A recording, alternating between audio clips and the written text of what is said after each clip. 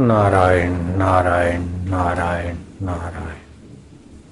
परिवर्तन प्रकृति में है। जीव परमात्मा का अविभाज्य अंग है। परमात्मा व्यापक है, भूमा है। शरीर सीमित है, परमात्मा असीम है।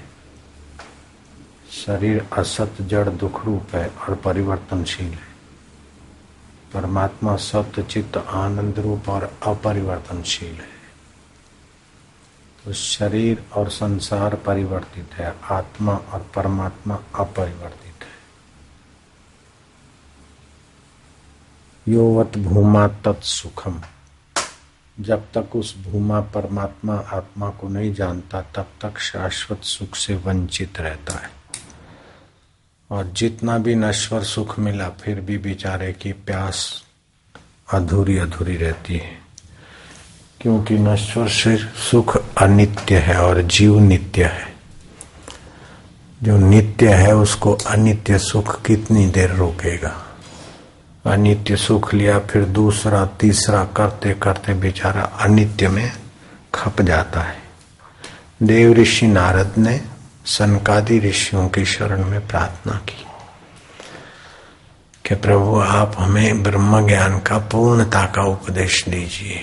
तो सनकादि ऋषियों ने पूछा कि आप क्या क्या जानते हैं। तो नारद जी ने कहा हम 4 वेद जानते हैं, 4 उपवेद जानते हैं, 18 पुराण उपपुराण,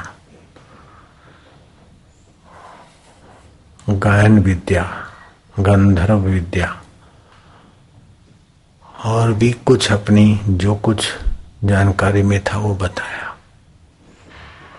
तब सनकादि ऋषियों ने कहा कि ये सब अल्प है, एक एक विषय है। ये सारे विषय जिससे प्रकाशित होते हैं और जिससे में स्थित हैं और जिसमें लीन हो जाते हैं, उस अपने मैं को जानो। योवत भूमा तत् सुखम। उस भूमा को जानोगे तभी पूर्ण सुख मिलेगा। नानक जी ने कहा पूरा प्रभु आराधिए, पूरा जाकर नाम, नानक पूरा पाइए, पूरे के गुण गाओ। उस पूरे के गुणगान करो, उस सत्य के गुणगान करो, चेतन के गुणगान करो, आनंद स्वरूप के गुणगान करो। और वो अपना आपा है, अपना हितैषी है, सुहृद है, अपने साथ है।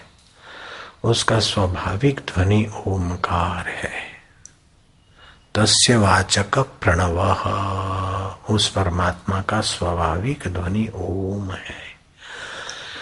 हरि मिला दो तो वो पाप ताप हरने वाला परमेश्वर ओम से अयोग्यता को हर कर ओम की उपासना करने में हमारी क्षमता भरने वाला हरि। भगवते मिला दो तो भगवान के अवतार जिस परमेश्वर भूमा से होते हैं उनकी स्मृति होती है।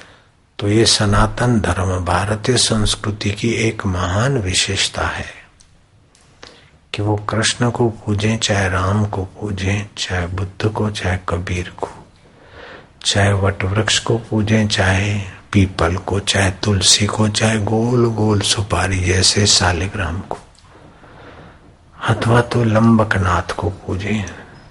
लेकिन वो लंबकनाथ की आकृति तक अथवा सुपारी जैसे शालिग्राम तक हिंदू रुक नहीं जाता है। हिंदू उसमें भी सच्चिदानंद परब्रह्म परमात्मा भूमा की भावना करेगा। माता जी खड़ी, माता जी लंबा स्वरूप हुआ, शालिग्राम गोल है और वे लंबा स्वरूप है माता जी का अथवा हनुमान जी का अथवा राम जी का। तो राम जी की पूजा करने वाला राम जी को केवल 5.5 फुट की आकृति वाले जयपुर के पत्थर की पूजा का भाव नहीं करेगा भारतवासी। अथवा शालिग्राम की पूजा के वक्त गोल मटोल सुपारी जैसे गंडकी के पत्थर की पूजा नहीं करता। सर्वलोके एकनाथम। सर्वलोकों में जो व्याप्त है एकनाथ, उस परमात्मा की उपासना करेगा। मातृदेवो भव। माँ में वो देव है। पितृदेवो भव। सब माताएं उस परमात्मा देव की ही मूर्तियां हैं, सब पिता उस परमात्मा देव की मूर्ति, सब बालक उस परमात्मा बाल गोपाल की ही अभिव्यक्तियां हैं। गुरुदेवो नमः, गुरु में भी वही परमात्मा की अभिव्यक्ति है। तो गुरु को भी केवल उतने शरीर में नहीं, हमारे गुरु सर्वव्यापक हैं, हमारे गुरु साक्षी हैं, हमारे गुरु अंतर्यामी हैं, हमारे गुरु सतचित है। ऐसे ही हमारे प्रभु सतचित है, आनंद स्वरूप है। तो ये प्रभु की, गुरु में प्रभु की भावना अथवा माता में प्रभु की भावना करते करते अपने प्रभु स्वभाव को जगाने की सुंदर व्यवस्था है। ब्रह्मा जी जब भगवान की स्तुति करते हैं अथवा ध्रुव भगवान की स्तुति करते हैं, नारद जी भगवान की स्तुति करते हैं, ये नारायण नाम की स्तुति में अलग अलग महापुरुषों ने भगवान की स्तुति की।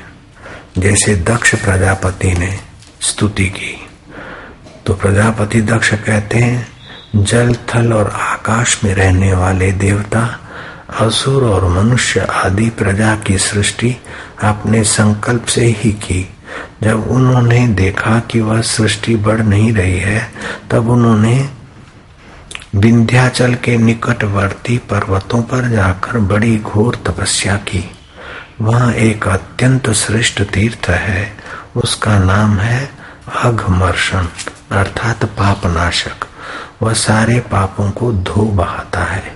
प्रजापति दक्ष उस तीर्थ में त्रिकाल स्नान करते थे। प्रजापति दक्ष ने इंद्रियातीत भगवान की हंस गुह्य नामक स्तोत्र से स्तुति की थी। हंस गुह्य स्तोत्र से भगवान की स्तुति की, उससे भगवान उन पर प्रसन्न हुए थे। दक्ष प्रजापति ने इस प्रकार स्तुति की।